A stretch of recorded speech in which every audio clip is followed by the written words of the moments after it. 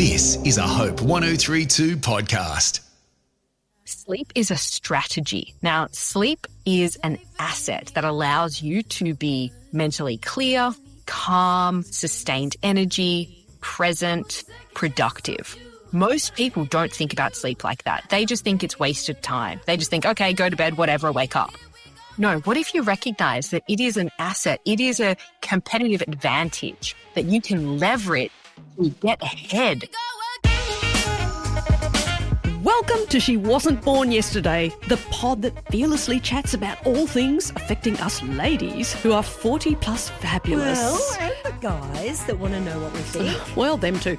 I'm Janet Evans, advertising creative. And I'm Jenny Woodhouse, semi-retired social worker. In other words, you're busier than ever. We're J&J and we're super thrilled you're with us for She Wasn't Born Yesterday.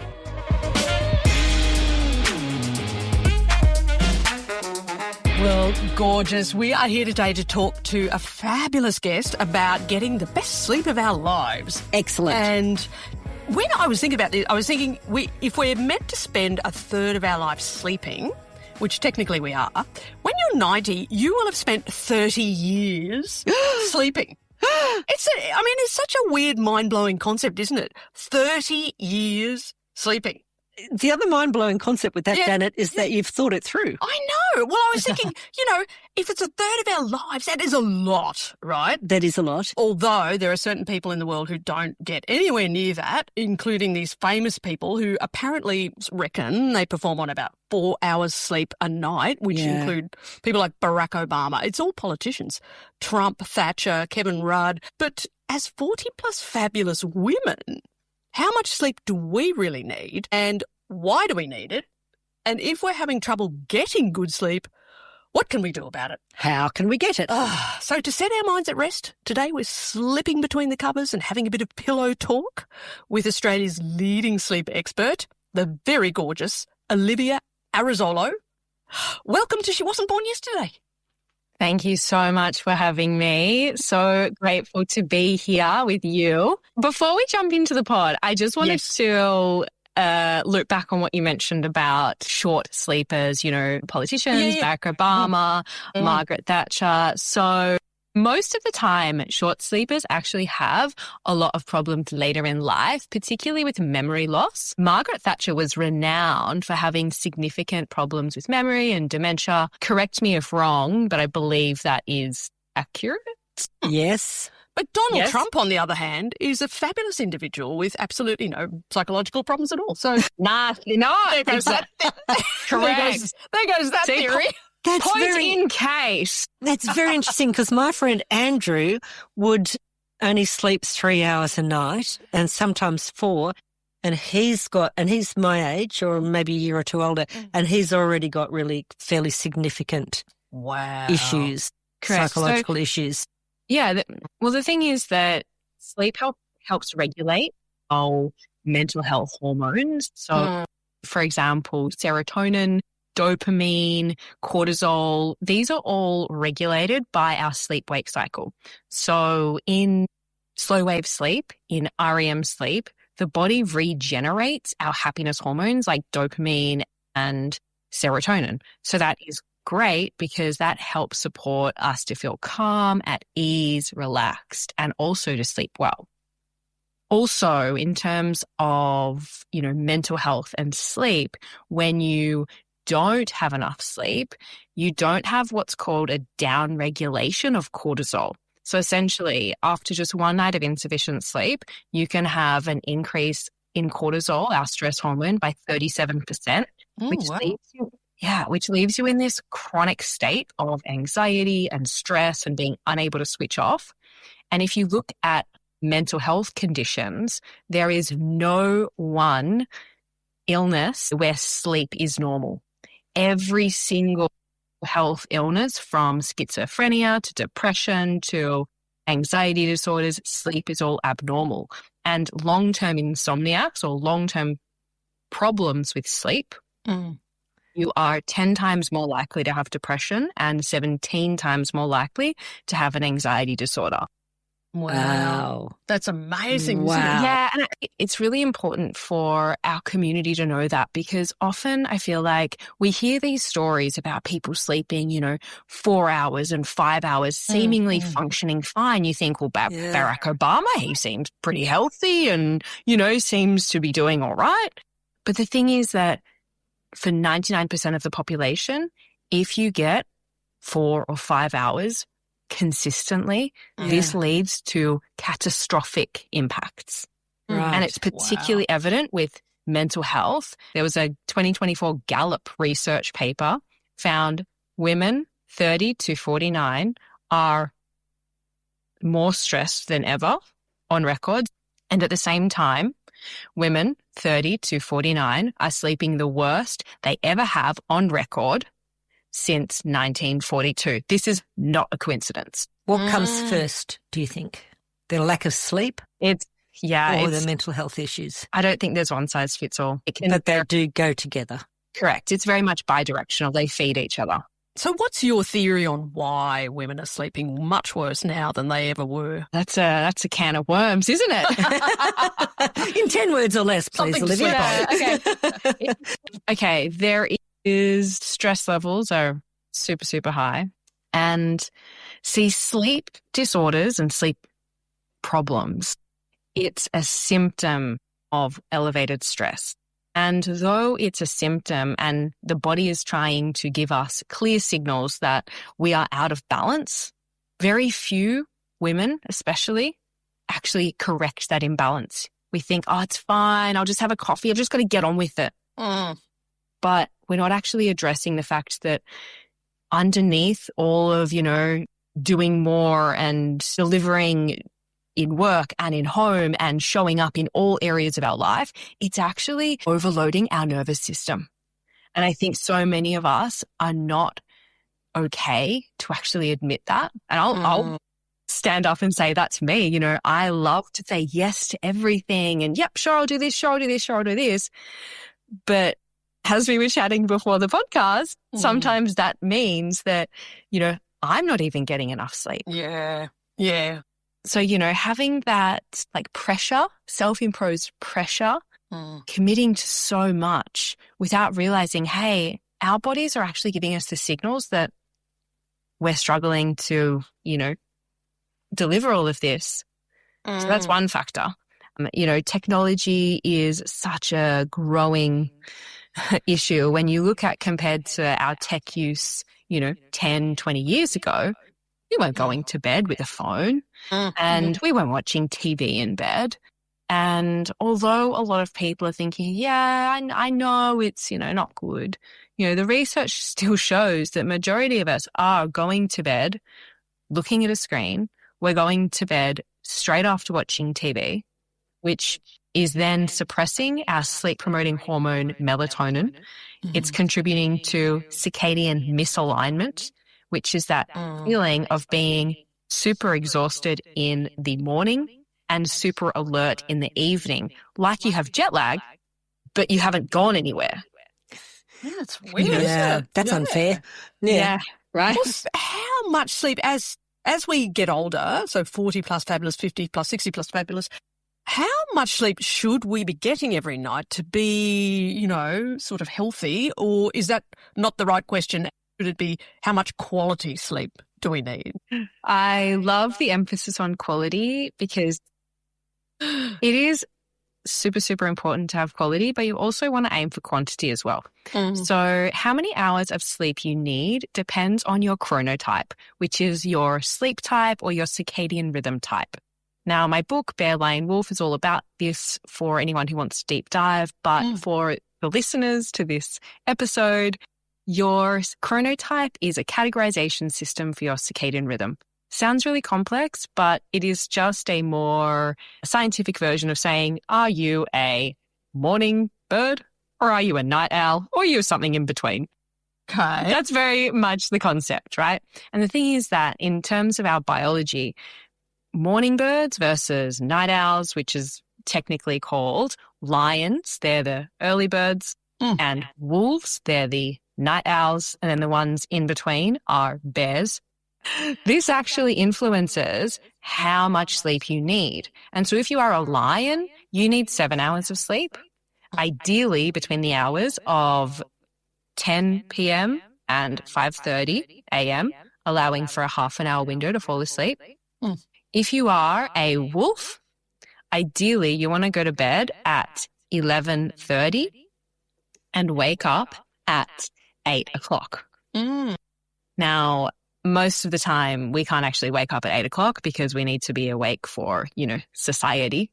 And so the thing is, though, majority of wolves, those with that late chronotype, will find themselves unable to fall asleep any earlier than 11:30. And so they're getting to bed at 11:30, but then they're getting up with the rest of society at, 6:30, 7, and they're constantly sleep deprived. They actually have the worst sleep quality, also the most health conditions related to poor sleep, mental illnesses, cardiovascular illnesses, type 2 diabetes, rates of overweight and obesity. This is most common for those who have that late chronotype. So they need 8 hours of sleep, but they usually don't get it. And then you've got bears. Now, I'm a bear. Just putting my hand up for that one. Yep, absolutely. I love bears. My mum's a bear, and I just love how much she can sleep. She's like a superstar sleeper. So bears need a whopping 9 hours of sleep. I'm a bear as well. Yeah. Right? Yeah, but I'm a hybrid. I start sleeping at 10 and I wake up at 9. So, I kind of involve the best of all of those categories. I make up for the people who can't get that sleep. Yes, that's just absorbing all that sleep for everyone so you can shell it out. I love it. All right, you're talking to a couple of bears here, right? Bears are great. Bears are great. The thing is, though, majority of society doesn't actually allow and allocate 9 hours for solid sleep time plus half an hour for falling asleep. It just I've been really annoyed it's about not scheduled. That. Right? Let's get that. Come on. I want to write in and complain about that. Who do I write to? A bear. But I will flag that when we move into more mature age, our sleep needs do decrease on average for 1 hour. Really? Mm-hmm. All of the types will need 1 hour less from what I've just shared. And that's usually above the age of 65. Thank you. That was my question. At what age and why? Why do we need less sleep when we're older? That is something that is just dictated by our biology. It's almost like saying, why do we have 2 hands, not 4? Like, that's our biology. It just is. Yeah, it just is. Thank you. So that was a really I wish I had a more scientific description, but it's just, that's all good. Why is the sky blue, not purple? Because it is. Yeah. How long will it take? I'm 65. How long before I need 1 hour less of sleep? Tomorrow? Does it start tomorrow? Tonight. Starts tonight.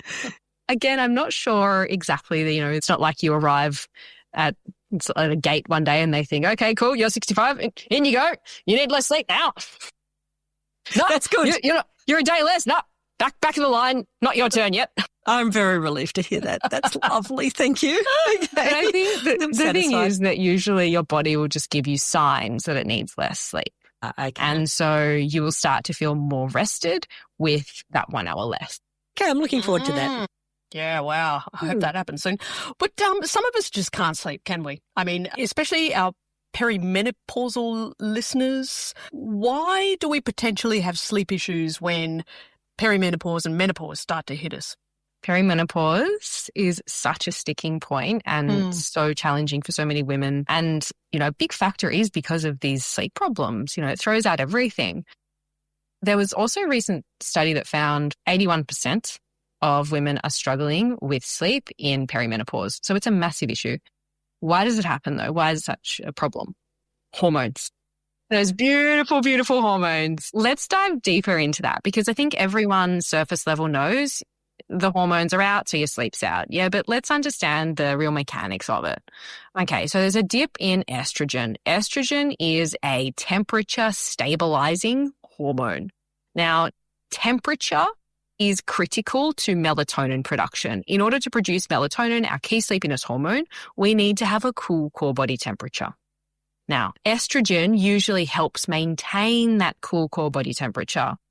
Then estrogen declines rapidly, and then we don't have that stability of that temperature And as a result, we don't have stability of our melatonin production, which would usually help us fall and stay asleep.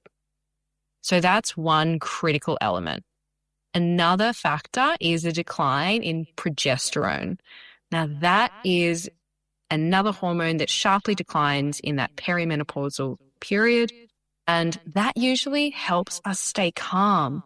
So many women are irritable and anxious and wired, unable to switch off throughout that period. And there's nothing else going on except your hormones aren't what they used to be. And so usually you would have the biological signals to stay cool, calm, and collected. That's gone out the window. You're reacting at the drop of a hat. Somebody sends you an email and doesn't sign off saying thanks, and you lose your lip. Yeah. Right? So that's a factor. Also, melatonin declines 0.5% to 1% every year after the age of 30. So by the time you're getting to that perimenopausal stage, you've had significant decline. So you'll naturally be struggling to sleep as deeply as you were. There's also been a rise in using synthetic melatonin recently, in the last few years, considering it's only been legalized in Australia for the last few years. Beforehand, it didn't exist. And the thing is that synthetic melatonin can impair your natural production on nights you're not having it, especially when you're having over 3 milligrams or over 2 milligrams a night, which a lot of women do. And so they'll have 5 milligrams, 10 milligrams, great sleep that night, but then your body starts to have an altered natural melatonin production. So again, that compromises your ability to fall and stay asleep when you're not having that melatonin. So it's a bit like an addiction. Correct. Right. Wow. Yeah. The body can develop tolerance and reliance on it. And I think there's a lot of misunderstandings about it because it's being widely prescribed by GPs, and it's not to their fault. Across an entire medical degree, there is 3 hours on average allocated to sleep education. 3 Sleep, hours. totally, in total. 3 hours, right? So you're going to the GP because that's what everyone says. Oh, okay, you can't sleep? All right, go to the GP. The GP is going there saying, okay, well, melatonin, because, that's what 3 hours of academics taught me is beneficial, without realizing that there is extensive research to say that is not actually the most suitable, but also it should be taken in combination, not as a sole treatment. The combination needs to be treatment like CBTI, which is cognitive behavioral therapy for insomnia, which is using things like cognitive reframing and relaxation training and stimulus control, which is very just scientific fancy words for saying learning how to relax before bed, having a good bedtime routine, aligning your circadian rhythm by having a good morning routine as well, practicing stress management, cognitive reframing, which is essentially just shifting your beliefs about sleep. I remember I said in a podcast with Mark Boris a few years ago, sleep is a strategy. Now, sleep is an asset that allows you to be mentally clear, calm, sustained energy, present, productive. Most people don't think about sleep like that. They just think it's wasted time. They just think, okay, go to bed, whatever, wake up. No, what if you recognize that it is an asset? It is a competitive advantage that you can leverage to get ahead, to think clearer, to produce more easier. It can be your secret weapon. And you'll spend 30 years of your life doing it. Yeah, right? You will indeed. You will. Is there a place for sleeping tablets amongst all of that? All right, so sleeping pills for the majority of population who are taking them without realizing that there are significant side effects are a problem because there are these side effects. What happens is there is not a complete detoxification of these benzodiazepines, which is your pharmaceutical sleeping pills. So the next day, you're waking feeling super exhausted. Now, also the thing with sleeping pills is they don't allow the body to go into deep, slow wave sleep and REM sleep as you would normally. So the thing is that we need to spend 25% of our total sleep time in REM sleep and 20% of our total sleep time in slow wave sleep in order to feel mentally clear, in order to feel rested, rejuvenated. That is what detoxifies beta amyloid, a neurotoxin, to contribute to that experience of brain loss. That is what helps us produce 70% of human growth hormone, which is a hormone that allows us to feel energetic. It is slow wave sleep and REM sleep. But the thing is that when you're taking sleeping pills, you don't get to go into those deep stages as much as you usually would. Instead, you stay in light stage 2 non-REM sleep. So in the morning, you're waking up, but you haven't had the benefits of a good night's sleep. And that's the problem with sleeping pills, because then the next night you feel just as exhausted, and then you try and take more sleeping pills. It builds up more in the body, and it just, the whole cycle continues. It's ironic, isn't it? Yes. And so what would you say would be some hints and tips to sort of get a good routine going? So before we go to bed and when we go to bed and then when we wake up for us, 40 plus fabulous women. 40 plus fabulous women. You're not a day over 21 though. Okay. Did you put some money into her account? Yes, good. It's the sleep. It's all the sleep I've been getting. That's what it is. Oh, fabulous and 40. Fantastic. I love it. Okay, so what are some tips and tricks for my fabulous over 40 women, including yourselves? All right, so in terms of your bedtime routine, here is what I call my bulletproof bedtime routine. First, you want to block out blue lights. Now, that enhances alignment of your circadian rhythm, which is super important to help you fall asleep. So blue light is what is produced from screens and lights, and that suppresses melatonin. And that is a problem because we need melatonin to fall and stay asleep. So to block it out from at least 1 hour before bed, how to do that, you want to either wear 100% blue light blocking glasses, use red night lights. Like kids use red night lights, adults should use them too. Also avoiding screens as much as you can and dimming lights if you do have to use regular lights. Step 2 of the bulletproof bedtime routine is to have an evening shower. This helps you produce melatonin as well. Yeah, it's not just for cleanliness. It actually has some science behind it, right? That's good. So this helps maximize sleep efficiency and helps you produce melatonin, that sleepiness hormone we need, because a 1 degree drop in our body temperature is the catalyst for melatonin production. Does this mean that you have to have a cold shower? No, don't worry. But when you have a warm shower and you move into a cooler bathroom, you get cold. So the body's like, time to produce melatonin. Great. So the reason I love showers is because it also acts as a pattern interrupt. So if you know that you should be blocking out blue light from 1 hour before bed, and then also 1 hour before bed, you need to have a shower. If you are watching TV, it's a really easy way to pattern interrupt and just kick you out of your, tech time and get onto your bedtime routine. So that's another reason I love having a shower in the evening. Yep, that's a good one. Step 3 of your bulletproof bedtime routine is to have natural sleep supplements. Ingredients that I love include magnesium glycinate and ashwagandha and L-theanine and glycine. Chamomile is a great herbal tea as well. All of these ingredients have a ton of clinical evidence. If there was one go-to, definitely magnesium. That has the most robust evidence around its benefits for sleep and anxiety. Ashwagandha also has a ton of evidence around it. Okay, so you're not mentioning a cup of coffee just before bed at that point? I'm not mentioning a cup of coffee. Despite my European origins, despite my, my grandma having a cup of coffee before bed, which is bizarre to the circadian rhythm, theory, laws. Yes. Okay. But yes, no coffee before bed, please. Opt for a chamomile tea.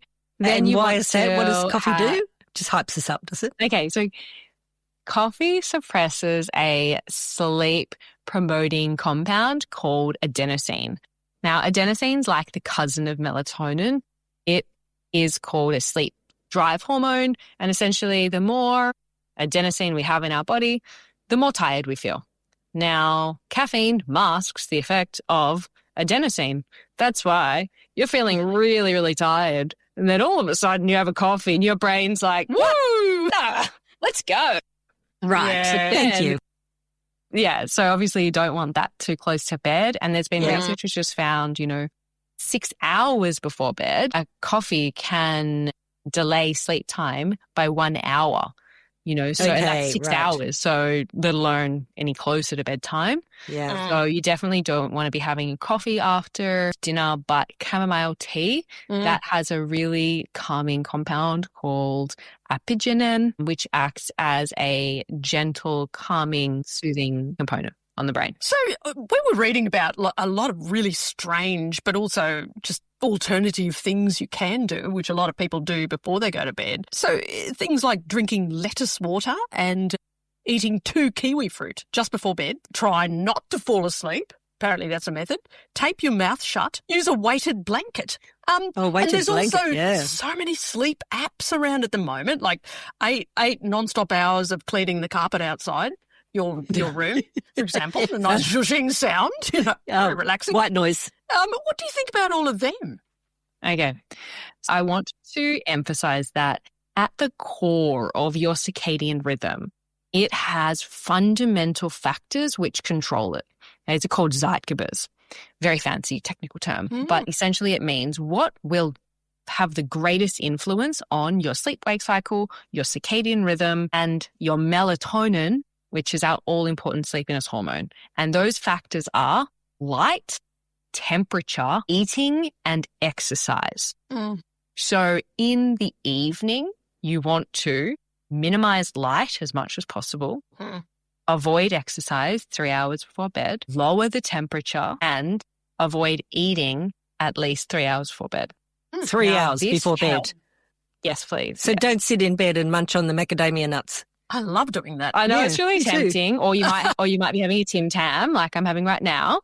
But please, no snacking. This can actually delay your melatonin onset and delay your sleep time. Now, this also contributes to circadian misalignment, which is that feeling of jet lag that I mentioned before.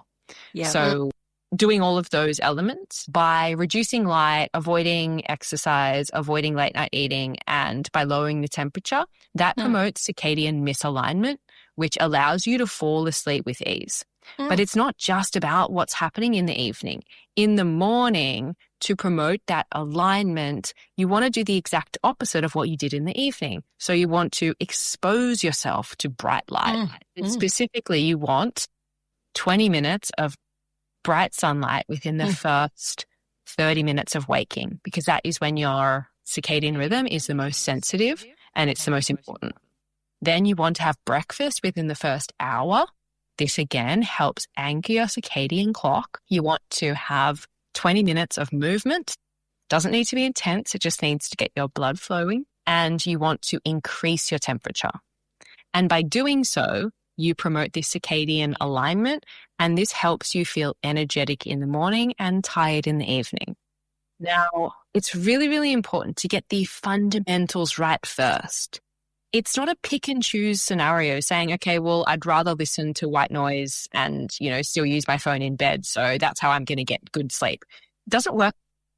You can't tell your circadian rhythm what will influence it the most or not. You're not the boss, okay? Okay, got it. The circadian rhythm god's the boss, okay? So, yeah, white noise can be helpful. Absolutely. Lettuce water, yeah, I read that trend. It's on TikTok. It must be true. I did have an interview around the lettuce water trend and dive into it, and the clinical evidence does not support that. So you can throw that one out the window. Sounds horrible anyway. With white noise, there's quite extensive research, and that's something that I personally use most nights, if not every night, and I find it very, very calming. it does help calm your brain waves and helps them go into a slower pattern, which is super helpful to get into those deeper stages of sleep. And there has been research which has found it can help you fall asleep 42% faster. So white noise gets a big tick, and there's extensive research. Fruit, 2 kiwi fruit. Kiwi fruit. Yeah. So this one's great. So this is rooted in chrononutrition, which is essentially nutrition for your circadian rhythm. Kiwi fruit are the fruit or the food which has the most abundant natural melatonin. Wow. Okay. Is that why kiwis are so sleepy? Maybe. I don't know. They're extinct, aren't they? Oh, they could be too. They feel like they got killed and hunted while they were asleep. So 2 kiwi fruit, why does this work? Because they're really rich in melatonin. And there was even one study that found they were able to help participants fall asleep 28% faster by having 2 nightly kiwi fruit for 4 weeks collectively. Wow, so if you are going to have a snack before bed, you're looking for late night munchies. I know you're tempted to dive into the Maltesers and the Tim Tams, and the idea of having a kiwi fruit before bed may not sound so appealing. But with your best night's sleep ahead of you, go for gold. It's encouraging. But that brings us to another situation, which is as us ladies mature, there seems to be more feedback on the idea of getting up during the night to go to the toilet. So is there any way we can avoid that? And does that have some sort of terrible detrimental effect on our sleep as well? Yeah, so if you're getting up constantly to use the bathroom, which is quite normal because, as we mature, our muscles lose elasticity and, our bladder is a muscle. So it's quite normal that we can't hold on to our pee as much as we used to. I'm normal then. You're normal. You're normal. Thank you. And the thing is that also caffeine can irritate the bladder. And I know that, collectively we are a society of caffeine addicts.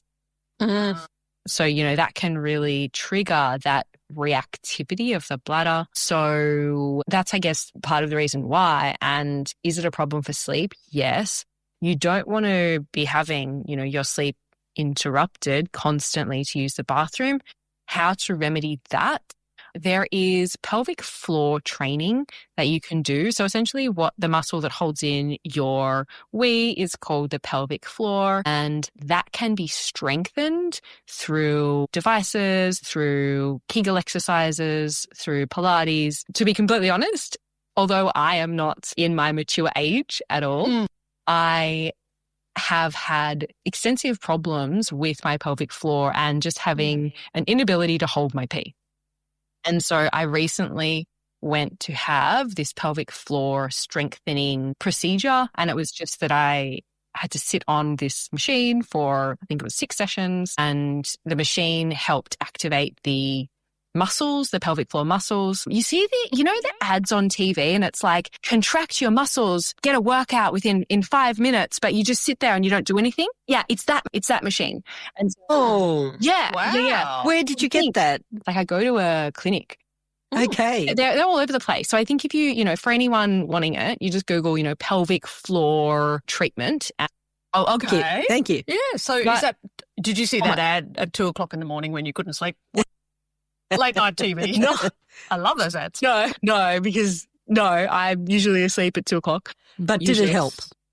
But it did help, yes. Like Okay. I am going to say I have seen probably a 70% improvement in my symptoms, to the point that like I would genuinely be concerned if I was going on a long walk and I didn't know where the bathrooms were. Like it was a big problem. And I know I only share this so openly because I know that so many women actually really struggle with that. Yes. And it's not talked about, Oh, yeah, that's like true. when you have minor incontinence or, you have problems holding your pee, like nobody mentions that, right?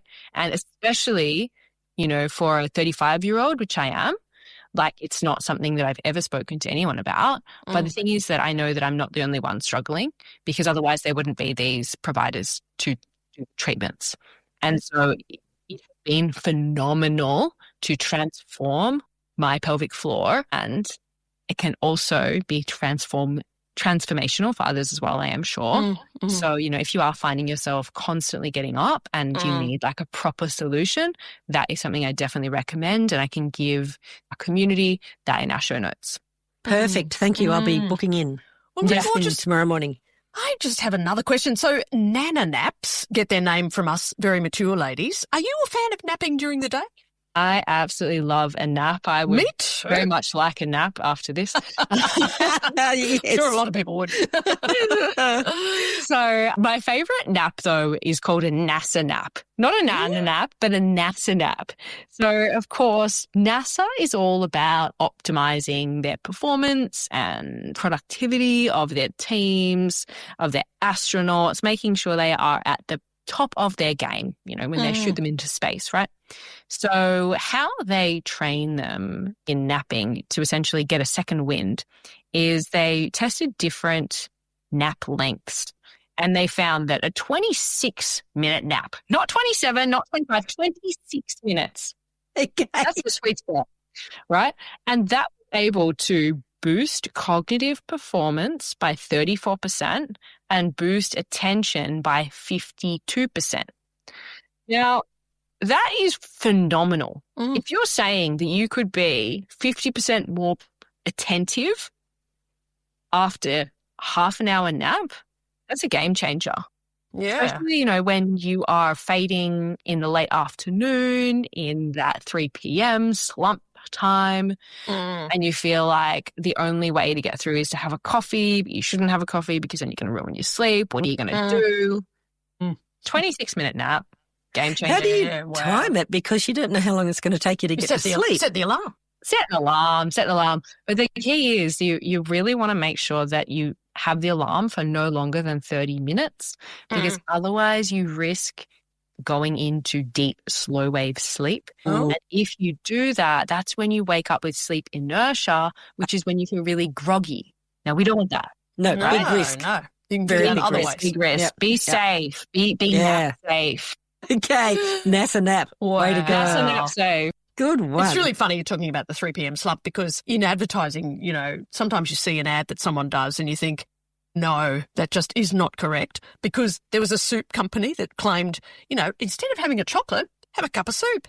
And there's probably good reasons to do that. But I'm like going, no. I'm not going to have a cup of soup. I'm going to have a chocolate. There's no way I'm having a cup of soup instead of a chocolate. I feel like that soup company, probably when I was recommending the kiwi fruit an hour before bed, I think that they might have been inspired by me. See, look, he's recommending a kiwi fruit instead of a chocolate. We can recommend soup instead of chocolate. Chicken noodle soup. Exactly. I'm sorry, but Never gonna cut it. in the late afternoon, like that is prime chocolate time. Because I'm with you. The thing is that chocolate is really rich in magnesium. I knew that. That's the only reason I eat it. Right? It's all for the magnesium benefits. But because of the way that the body operates, by the time we get to that mid-afternoon, physiologically we're quite stressed. We often have been dealing with a lot throughout the day, and so chocolate isn't just for the sweet. It's actually the body is craving that relaxation that the magnesium brings, which is also similarly why a lot of people crave it in the evening when they can't switch off. So instead of actually having a chocolate in the afternoon, just pop a magnesium tablet. No, it's not anywhere near as fun. You haven't delicious. tried. Well, that's true. Yeah. But I figure I'm just getting all those vitamins anyway. Or unless they sell magnesium soup, And kiwi fruit. Yeah. Kiwi fruit. Kiwi fruit soup. We could do this. It's, I think, you look at the science and everything, but there's also the importance of, psychology in this as well. And, making sure that you are like when we're reaching for chocolate, it's not just about, what nutrients am I getting? It's the act of having a chocolate. It's nice.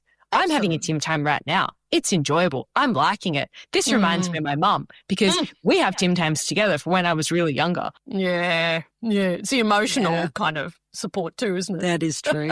It is. Well, gorgeous. We have absolutely loved chatting with you today. Thank you for this amazing wake-up call, for helping us understand more about this very important topic, getting the right kind of sleep and how to achieve it, and for joining us on She Wasn't Born Yesterday. And if people want to get hold of you, and chat to you about some sort of expertise that you might offer them, how might they get hold of you? I am available on Instagram, Olivia Arezzolo. I'm also on LinkedIn, Olivia Arezzolo. On my website, oliviaarezzolo.com.au. I do have some upcoming masterclasses and online courses, so connect with me on Instagram or LinkedIn so you can find out when they are released. And particularly for our perimenopausal women, there will be offerings specifically for you. So please, if you are wanting support throughout this period and you feel like I am the right support for you, please connect, as I would be so happy to help. Awesome. Wonderful. Thank you, gorgeous. Thank you so much, Olivia. Have a Thank good you. night's Much sleep. appreciated. Yes. Janet, we love hearing from people, don't we? Even more than I love you. So, to leave us a message, go to hope1032.com.au, She Wasn't Born Yesterday podcast, and hit us up on the little Get in Touch box at the bottom of the page. Doing that right now. And we'll see you next time. See ya.